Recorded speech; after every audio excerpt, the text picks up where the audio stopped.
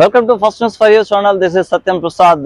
రాష్ట్ర ప్రభుత్వ ఉత్తర్వుల మేరకు ఇప్పటికే జిల్లా వ్యాప్తంగా అన్ని రెవెన్యూ, మున్సిపాలిటీ, ఇతర అన్ని శాఖలకు సంబంధించిన ఉద్యోగస్తుల స్థానచలనాన్ని కూడా బదిలీ ప్రక్రియను పారదర్శకంగా నిర్వహిస్తున్నారు.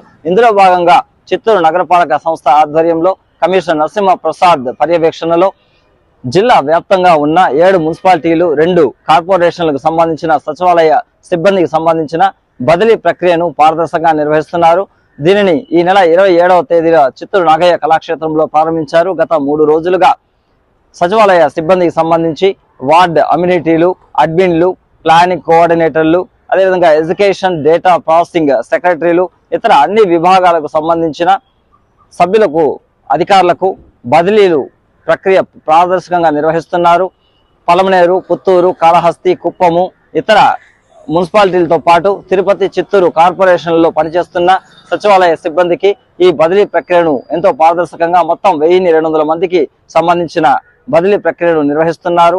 దీనికి ఒక బృందాన్ని నగరపాలక కమిషనర్ నరసింహ ప్రసాద్ ఆధ్వర్యంలో ఏర్పడి ఎంతో పారదర్శకంగా ఈ చర్యలు చేపడుతున్నారు.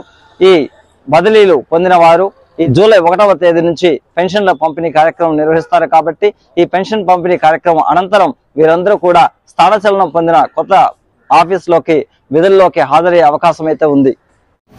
ప్రభుత్వ నిబంధనలు వార్డు సచివాలయ సిబ్బంది transfers committee, district level committee సమావేశం ఇందులో భాగంగా ఇచ్చినటువంటి ఆప్షన్స్ మేరకు మరియు